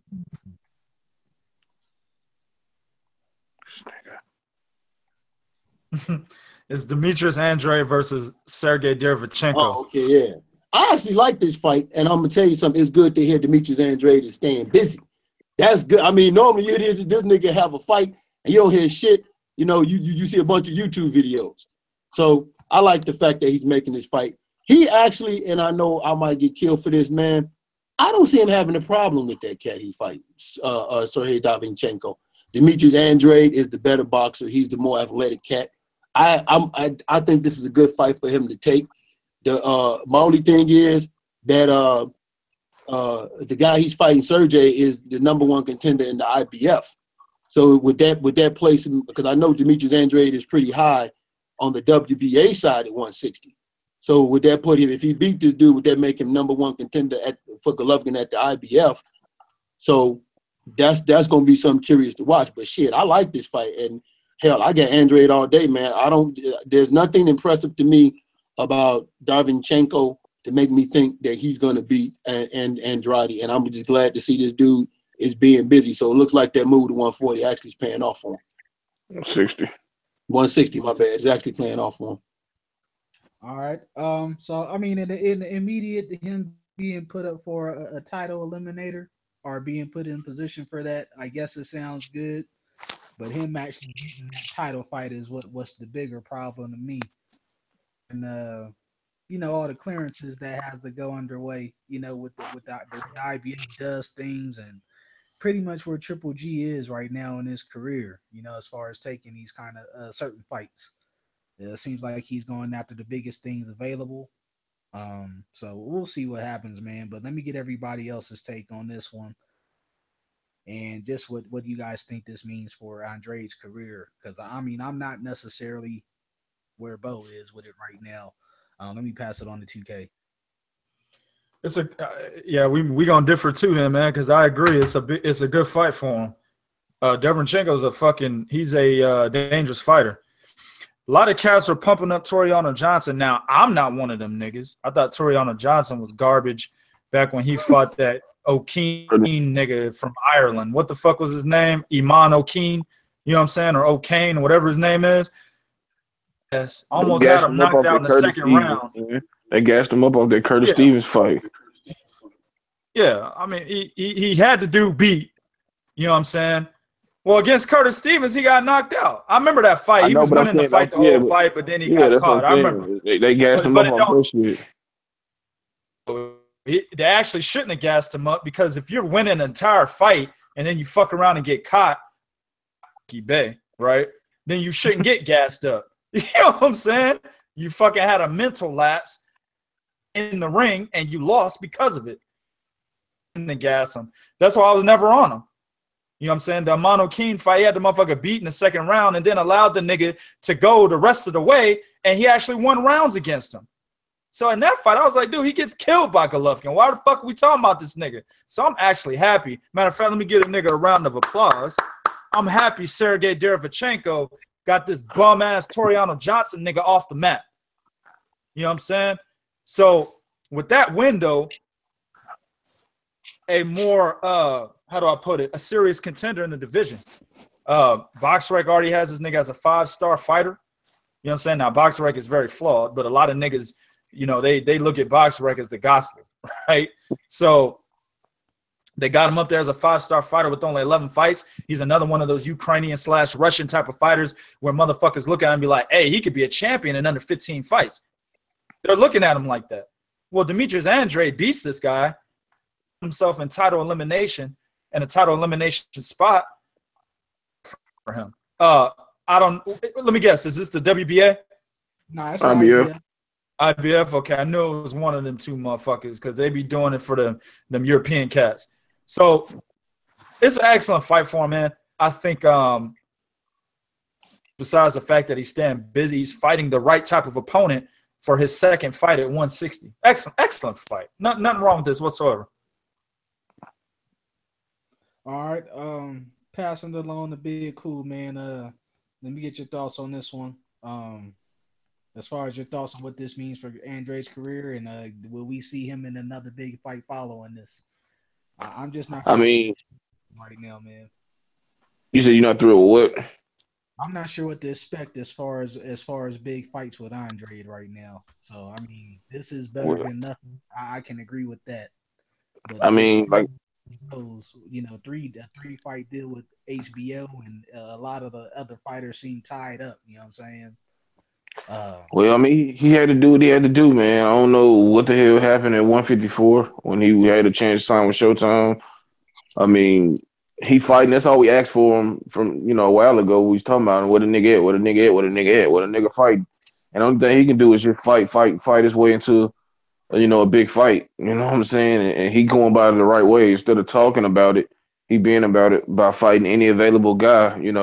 The best available guy now, and this dude. So it's not gonna hurt because he's still in the prime of his career. Extremely talented. That's one of the reasons he's not going to get a big fight off bat, because he low risk. He high risk, low reward. In terms of money and everything that you can lose if you get beat by him. So I'm not complaining. It's good to see him in the ring. Hopefully, after he beat this guy, he can get a bigger fight than this, and then later part of 2018, he can get in the ring with a Charlo or a Jacobs or whoever it may be. You know what I'm saying? And prove that he's the guy he's been saying he is. So I don't never see there's nothing wrong with a guy that's fighting and trying to continue to prolong his career and get the guys that he wants. So it's a process. Good thing about Andrade at 160, he still has a lot of intangibles that he had at 154 as far as the natural size, reach, and height advantage over most of the guys, even Derek. I mean, he does that in the ring, but I kind of feel like he's starting to turn into this guy that fights down to his competition. You know, even in his recent fight against what's his name, Valente Fox. Yeah. Was fighting with one fucking arm the whole damn fight, and Andrade fought down to him essentially. You know, if you watch the duration of it. So I mean, that's just one of the things I think. Like he's going to need another breakout performance in one of these fights. And This is I want to say something on this one. Go ahead, Bernard. I don't think you could take Sergey Derevyanchenko lightly. If you look at him and his fights, I seen him fight on Showbox as well as on the PBC. He's a fighter that I only seen him go against orthodox fighters, so I don't know how he would do a farewell against a southpaw. But when he was fighting against this orthodox fighter, he uses angles. And it seemed like one of his combinations he like to do is go to the right, throw a left hook to the body, and come over with an overhand right to the head.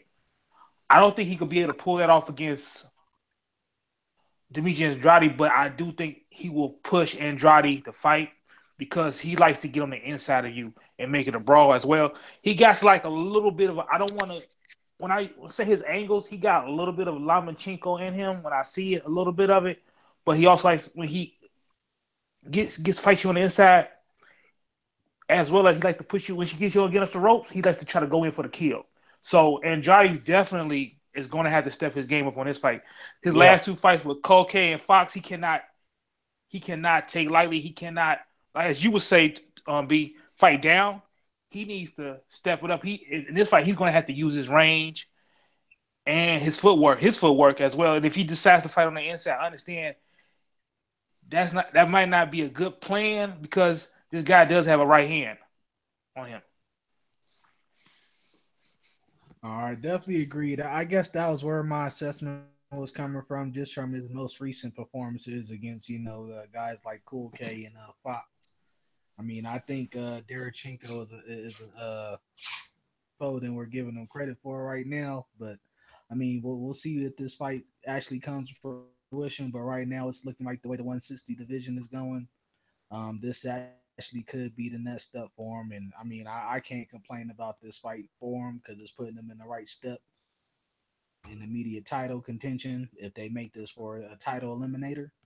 So I mean, we'll keep our eyes on that official announcement, but it's just the rumor right now being put out there.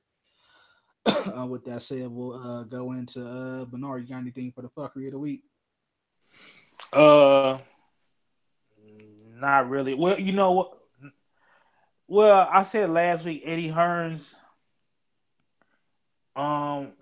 is getting it, but I don't know if he's officially picked Big Baby Miller as the next opponent for Joshua, because I made my prediction last week that if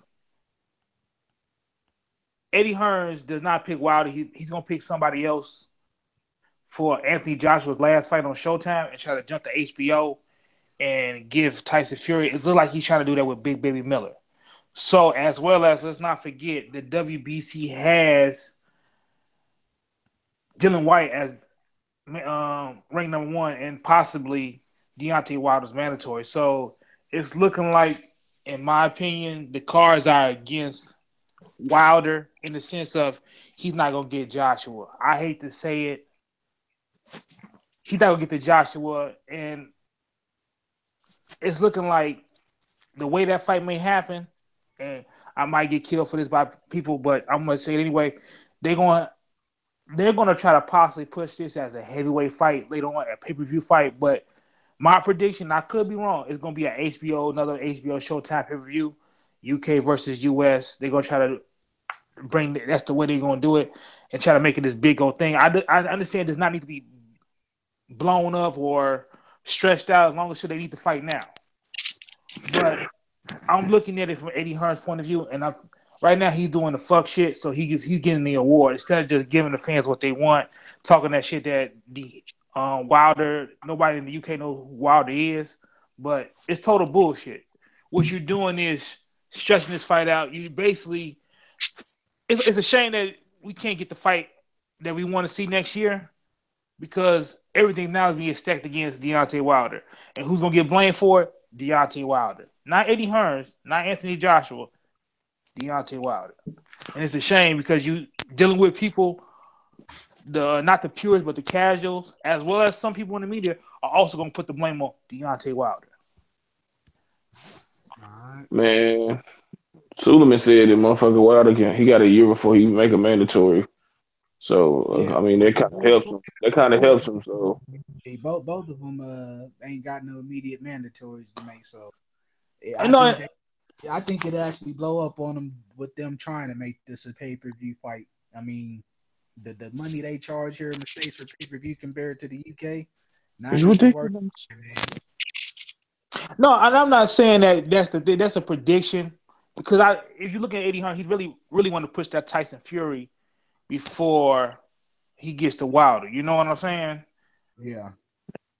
And that's not me. See that shit. You know, yeah, right. I agree. I agree with you, Big Cool. It's just that get the fans what they want. You got one more last fight for Joshua to fight on Showtime. That does not necessarily mean Joshua's going to lose. He could beat Wilder. Yeah, Wilder could beat Joshua. The Y'all can implement a rematch. The whole point the whole point of signing the Showtime deal was for them to have a showdown with Deontay Wilder. That was put out initially. And for them to go a completely different route, you know what I'm saying? That just shows it was some fuckery from Jump Street, man. Look, honestly, I root for Wilder. I hope he wins. Think he can win. But at this point, I don't give a fuck. I just want to see motherfucking best fight the best. I don't want to see him fight in 2020, 2019, 20, whatever, man. They need to fight next year. You know, simple as that. You always got to wait for fights to goddamn be heated up in the oven and shit, or whatever the fuck they want to call it, and then the shit ain't no good. Right. All right. We're going to go into a quick preview of this week's. I guess the biggest fight from this weekend that I think we should break down is UK, man. This is actually a pretty interesting fight, man. Jerwin Ancajas versus Jamie Collin for the IBF Junior Bantamweight title over in the UK. Will be over on that card defending this title as well. But I actually like this fight. This is a hot one. And it's not really the way it deserves, but it's one of the better fights this year if you really know this game, man. So I guess we'll go around the panel, starting off with 2K doing predictions and breakdowns,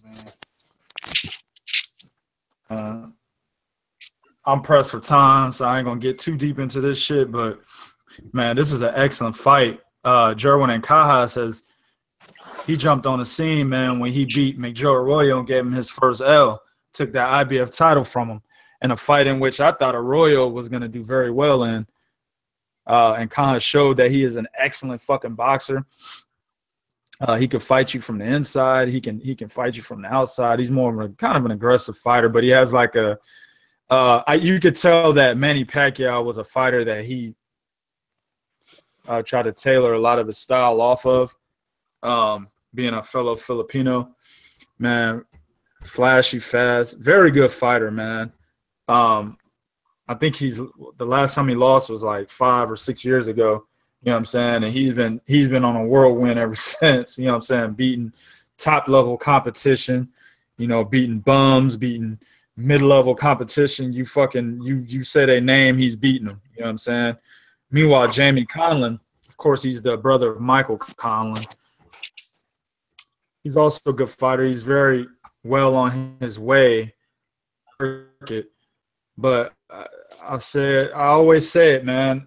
Guys on the UK circuit are second-tier fighters, man. And that includes high-level fighters from other countries like the Philippines, Thailand, Japan. If you've got a high-level fighter coming from those countries and they're fighting a British fighter, almost always, even from the United States, of course, almost always, dude, that British fighter is going to have some trouble. You know what I'm saying? British boxing is very popular with their people. The British fans are better than American fans. I could say that. But, man, it's just something about – maybe they just too fucking nice over there. I don't know, dog. But they don't have that grit, you know what I'm saying, that mentality of a fighter, the part of the mentality of a fighter where it's like, I don't take no shit. You know, fuck everybody.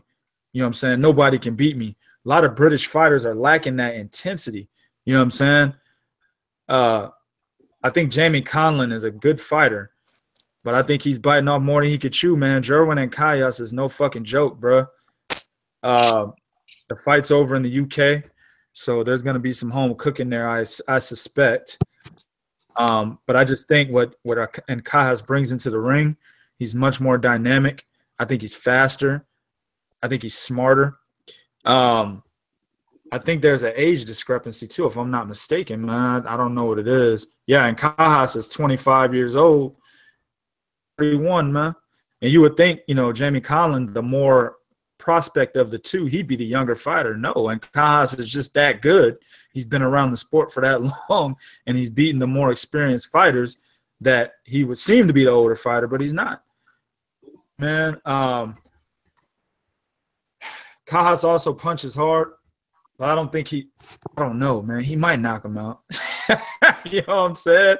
I don't know, man. But I don't know how he wins it, but I definitely got it in Kayas, man. I'm going to be safe and say unanimous decision, man. He just brings much more into the ring than what Jamie Conlan has ever seen before, shit, in his life. Word up. All right. Swinging it along to the rest of the panel, man. Bo, who you got in this one? Man, I got in Kayas, and I'm not scared to say it. I got him by knockout, probably late knockout. I see maybe anywhere between the 8th and the 10th round. So I got late knockout, but not a bad prediction at all, man. Yeah, like everything 2K said, but also I want to add something about this is that he's right about, and I know a lot of UK people hate hearing this shit, right? But what you got to understand is, like, when you, like, over here, we talk shit, all right? We talk shit, and we tend to gravitate more to cats that talk shit. And when you ain't, is not to say you ain't got that grit, but when you ain't when somebody talking shit to you, you ain't talking shit back, it will bring into question about your grit. And my point of making this is, I haven't seen nothing in kind of like when it come to and Kayas, I seen dog in him. I haven't seen nothing about Conlan to make me think he got some dog in him. So when shit get thick, I don't know which way he gonna go, because I just haven't seen nothing in him. Like 2K said, man, you go watching Kayas, man. That motherfucker, when he got in that fight with Arroyo, he showed some dog. He showed a total lack of awe. And same thing with Rumberside with Roman Gonzalez. These motherfuckers will show a total lack of awe of who you are. See, and that's the difference between them and some of the highly touted UK fighters. Is you got to show me you got some dog in you, and a lot of these dudes just don't do it. And maybe it's because of the fights they get into, we don't get to see it. But even then, they just not as tested as most cats. So, but I got in Kayas, man, anywhere between the 8th and 10th round KO. All right, Bernard, let me get your prediction as well, man. You got somebody like Jamie Conlan, who's fought a person that's 19-54, 14-118, 11-100. He hasn't really been. He hasn't, and then somebody 10-18. He hasn't really been tested, man. So I'm going with Kayas. Wow, I'm gonna go with the UD. All right, big cool. UD for Kayas. All right, and I'm gonna make it unanimous, man. I think Kayas by UD. I don't think he stops Conlan, but I definitely think he gives him a lesson, man. Yeah, Conlan ain't necessarily been in there with the likes or had the same following of his brother. So I mean, I'm gonna go with that alone, man. And Kayas for the victory. Question, fellas. Question. Once Kayas win this fight, is there a good chance we might possibly see him on the super flyweight card next year? Well, I know he said he wants to know it. He said he want to know you next. Oh shit! He said he want to know it next, man. That's a fucking excellent fight, man. Goddamn right. Shit. But no, it won't be on that card though, right? No, it won't be on that card, right? No, I don't think he owned that card. Damn, that would have been a good fight in the U.S. Shit. Well, at least we get a unification bout if it happens. Most definitely.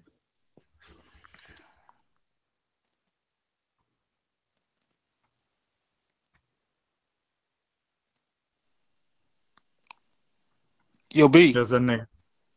Twan, we can't hear you if you talking.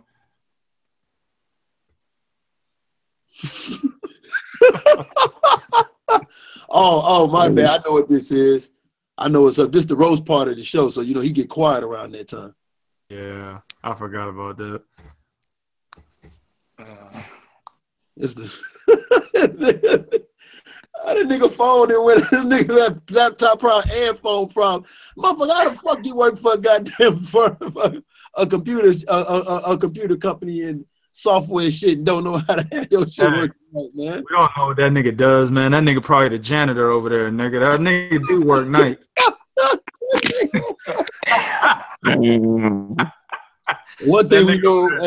One thing we know about this road session, the motherfucker just ain't gonna end abruptly out of nowhere.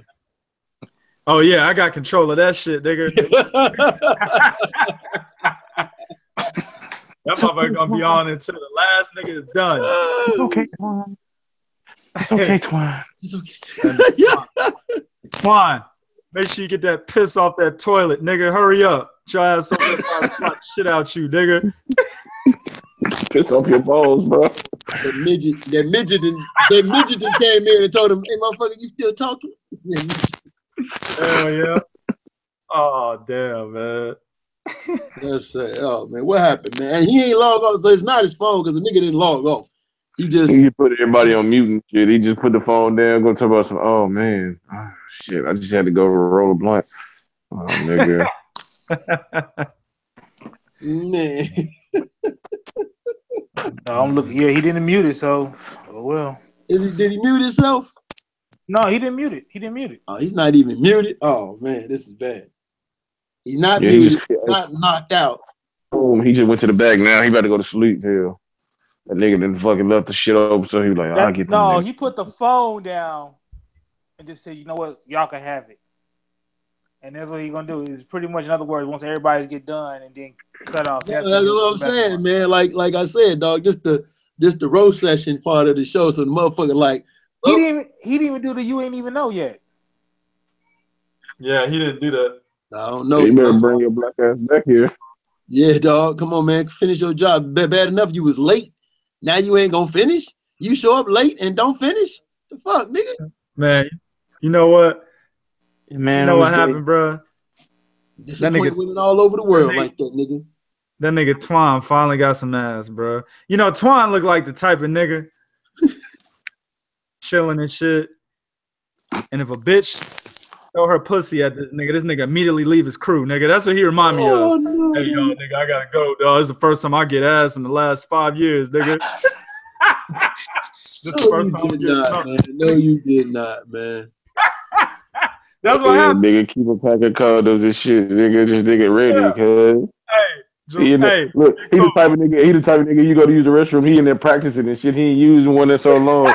Wow. Oh no, damn, man. Damn. Wow, cool. That nigga Twan got like 5. Okay. He left. He damn cool. Damn cool. Hey, that shit must have been true because the motherfucker gone. That's the second time Big Cool did say some shit and Twine has cut off, man. Hey, do y'all remember Love Don't Cost a Thing? With Steve Harvey trying to show Nick Cannon how to use the condom and shit. Yeah. He showed him how to open this shit up. Why this shit like, all right, this how you use it. Why this nigga gonna write the inbox? He's like, yeah, man. There's a blizzard came through. Like, nigga, ain't no blizzard come through that quick. Twan one of them niggas that be keeping expired ass condoms in his wallet and shit. That's that nigga, dog. Damn, he kid from House Party, bro. Hell yeah. That expiration dates. Oh. That nigga. Wow, man. That's I can't do that nigga, man. Yo, isn't Zalani Tay fighting somebody? Who? Zelani Who? Tate, I thought he was fighting somebody too. Yes. Yep. Yeah. He fought. Yeah. Yeah, that low weight division starting to heat up. Nigga. Man, that nigga, how old is Twine, man? That nigga too old to be ducking and dodging these jokes, man. Well, he say that's not his thing. You know, listen, you know what? Real talk, Twan is like the Anthony Joshua of the group. You know, Joshua said, you know, that's not his thing. It's talking. That's Twan, man. Twan, like, you know, that's not his thing, man. You know, Twan is our American British kid. That nigga about to go listen to that fucking rap. What's the nigga from fucking New Edition? Activity shit. Old system ass nigga. Who? Bobby Brown? Which one? Ralph. Yeah, but listen to that sensitivity song with some shit. Oh yeah. Ralph Tresvant. You need a man with.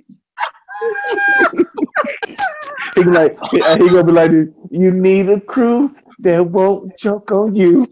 And that nigga saying that nigga Twan singing, you need a man with an earring in his eye. he probably talking Park post. He like, Park, man, why you letting him do that to me, man? You know what I'm saying? Nigga. I could see that nigga. Hey, baby, you think Jerry singing that sensitivity song, nigga.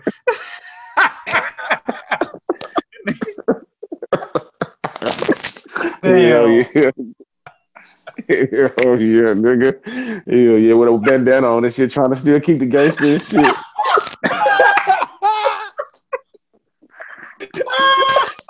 Yeah.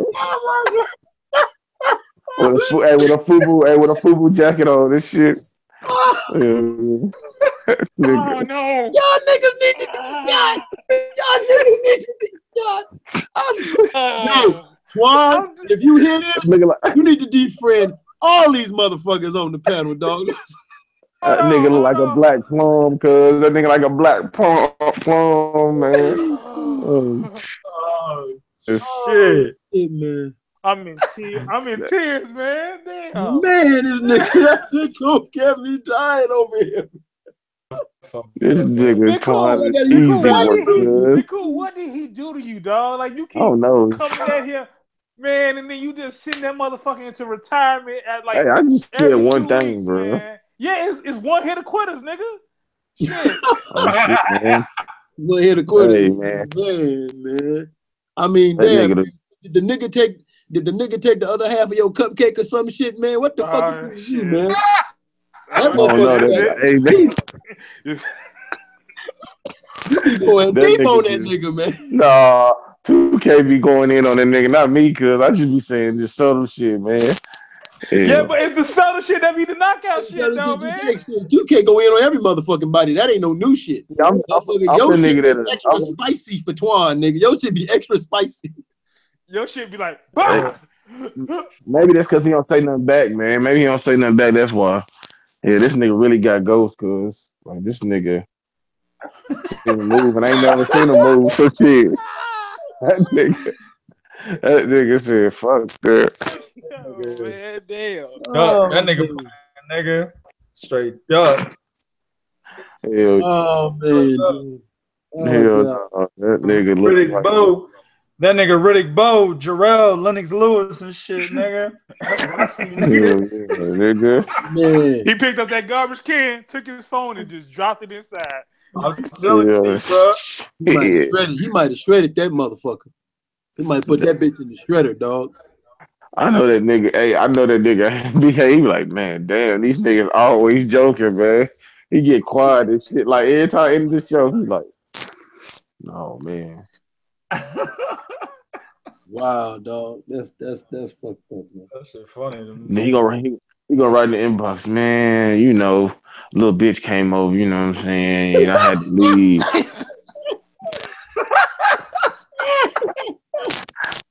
She was playing with my nose ring and shit. You know what I'm saying? They cleaning the lane out of my navel and shit. You know what I'm saying? You know how my navel. I told you, nigga, your shit be extra spicy, nigga. Oh shit! Big Cool be digging in. I'm telling you, you be digging in. Nigga, if this was a boxing match, I'd deduct points for low blows. That's the hit 'em up style right there, cuz.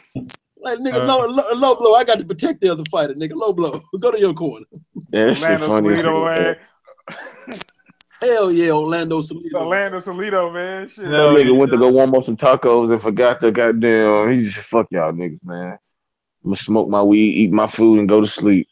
Oh, I thought you said you forgot to eat. No, I'd been like, nigga, that's goddamn lie. You know that's a lie. Yeah, I don't never forget that shit, bro. I don't forget that. We know you be late to the show because of that shit. That nigga. Nah, my phone be acting stupid when it comes to the damn hangout and shit. Man, you know what game I would never play with Twine? What? Play that nigga and he'll always win this game. Y'all know what it is? What's that? He's gonna win hide and seek in the dark, nigga. Oh, black ass motherfucker. Never find that nigga, bro. Wow. That nigga. Hell yeah, cuz he gotta have a highlighter shirt on or some shit, cuz. Damn. You gotta paint that nigga with ultraviolet paint, nigga, to be able to see that black ass nigga. If you don't put that nigga on something, dog. Put that light bright safety vest on his ass. That AT&T vest, nigga. Yes. The AT&T vest. Hey, could you imagine? With the reflectors on. Hey, could you imagine Twine being in a fucking horror movie having to run and shit? That shit will be funny as fuck, nigga. That shit, Twine, that nigga, I know. He'll be the only one that Twine don't get killed. Fall, nigga. That nigga like 5'4", 365 pounds and some shit. Yeah. That nigga will fall unless nigga on a string. That nigga gonna run fast as fuck, nigga. Hell yeah, blood on the string. Hell yeah. A blunt Tupac CD or bandana, bro. He gonna be on that bitch. He gonna be gone, cuz. Yo, that nigga would live if they said at the end of the movie, if they told him if you survive this, you get a bucket of joints. That motherfucker will survive. No, but see, 2K just said he can't. Look, his advantage is that he's dark. So if he wins hide and seek, if that's it's at nighttime, he midnight, bro. He midnight. Right, but yeah, if the killer try to find him at midnight, he wins. He's gonna be the first black person ever to survive a horror movie. Damn, we still alive, bro. Hey, we still alive. That nigga got this shit. That nigga Twine blacker than lacquer, nigga. That nigga black as fuck. That nigga like two, he like fucking, he like 100 shades, 50 dark. You know, nigga 100 shades of dark, man. That nigga is really, that nigga is a special type of black, bro. You can't even see his fucking eyelid. You can't even see his eyeballs, man. He can smoke them bitches black too. You know what's fucked up is Twine. Like take a car, take the lightest shade of tint you can put on the window. You put Twine in that car, you still won't see that nigga. You be like, damn, that window to the dark. No, that's just that nigga. He dark. Hey, you know how it's hot outside and shit. You know how the motherfuckers put the shit on their windshield so it keep it warm. Just put that nigga around there. Lay that nigga across the bitch. That shit be warm.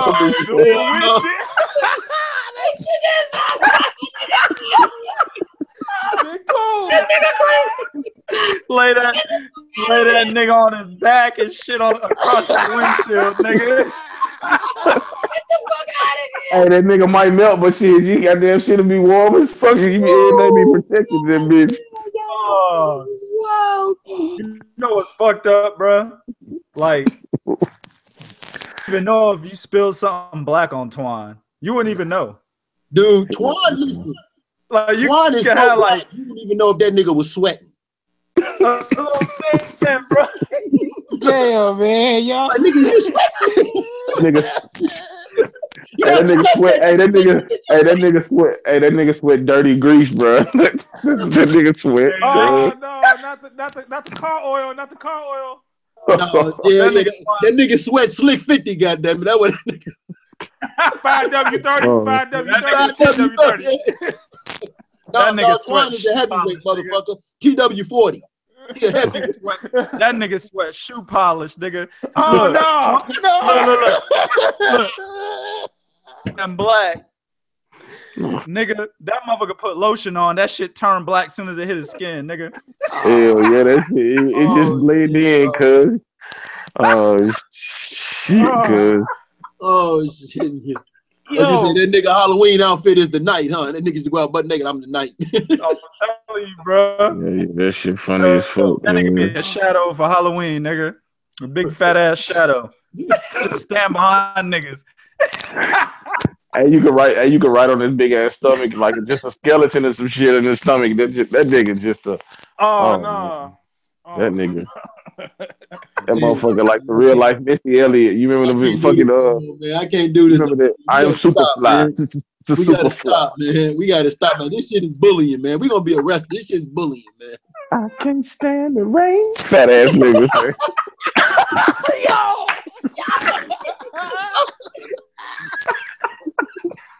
Yo, man, they gonna shut us down, man. We bullying over here, man. I'm done, man. Be cool, man. You say, see, bro was right. You throwing spice on this shit, man. Low blow after low blow. Oh man, shit. This nigga. Yo, what did he do to you, fam? What did he do to you? This nigga, listen, this nigga Big Cool is Andrew Galladin, motherfucking Twan.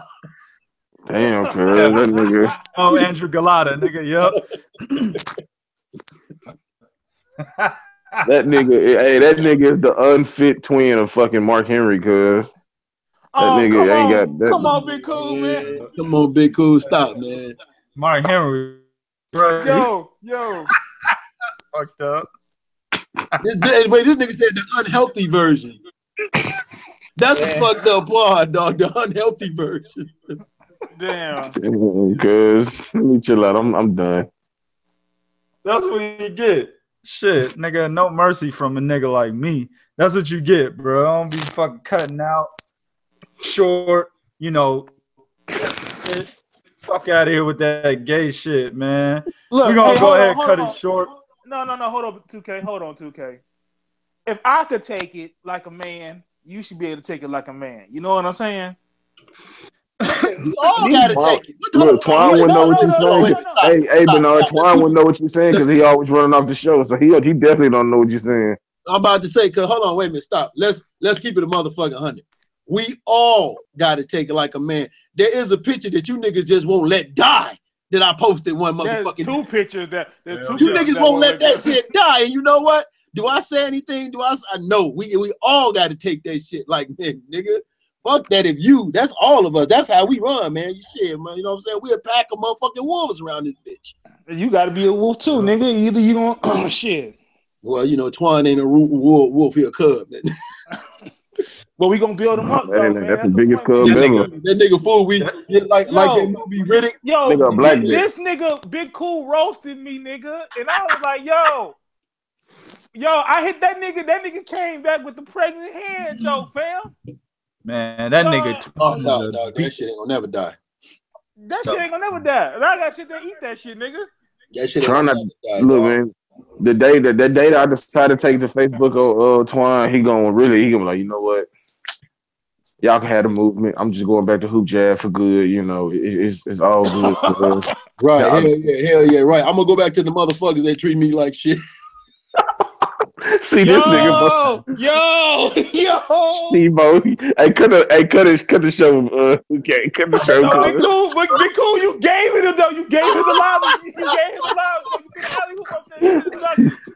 Oh shit! Come on, dog. Cut the show, 2K. Y'all know that shit is the equivalency of a chick that go back to a nigga that beat her ass, man. That's what that move would be. Is that John David Jackson? Cause is that some shit John David Jackson will do?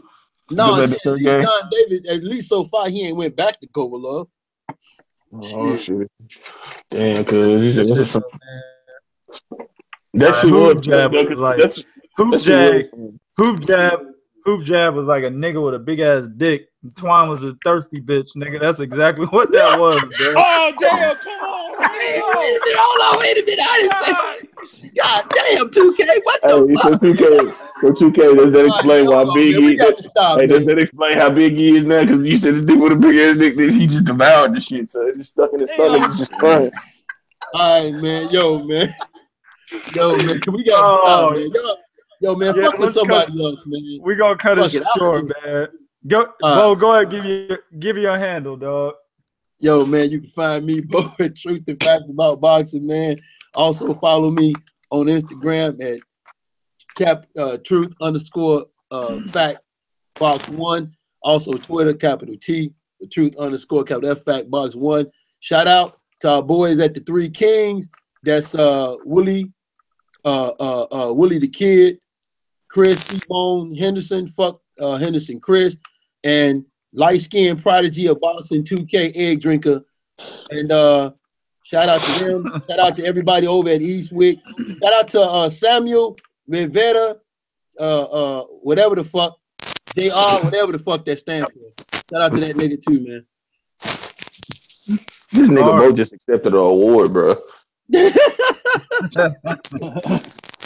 Yo, you can find me at the Movement BP on Instagram, the Movement Boxing on Twitter, as well as the Movement Facebook group as BW. You can find me also in Supreme Boxing, SSS Boxing Talk, WLSE, We Live Sleep Eat Boxing, Eastwick Boxing as well as Colossal Boxing Talk Facebook group, as well as Danger Zone Boxing Talk Facebook group. And a couple other ones I choose not to mention. But other than that, man, you can also find Twine as well on the Twitter and the Instagram page as well. All right. Big cool.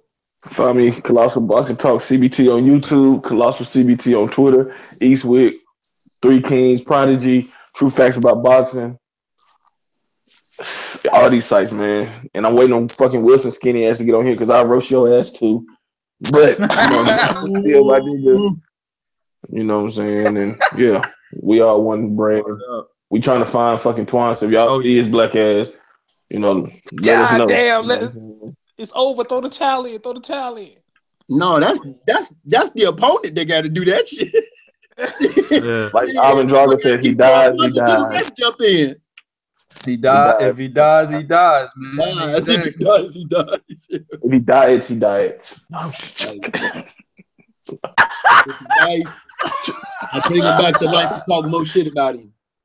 Oh shit! Nigga said if he diets, he diets. Damn, man. Oh, I didn't hear that. That's fucked up. Yo, I heard it too, though. Oh my gosh, man. This is man. Look, yeah, we'll go for it. Okay. Hey man, Prodigy of Boxing Talk, Three Kings Boxing Podcast. Of course, we're doing the movement here. And on Facebook, Eastwick. Everything we do, everything that these guys do independently, Truth and Facts, Colossal Boxing Talk. We got Twine writing his articles. Shout out to my man C-Bone, one of the Three Kings. Shout out to my man Willie the Kid, the other third of the Three Kings, Blake, Samuel. Everybody who's a part of the movement. You know what I'm saying? It's your boy, EO, 2K, man. We coming. There's no jokes, not just this podcast. It's everything around you. You know what I'm saying? We coming out there, man. Y'all motherfuckers want to hear some real shit, know about some real boxing news, get some real authentic and educational boxing analysis. Come to the movement, man. We'll give it to y'all. All right. Lastly, man, to that walking eggplant looking nigga Twine.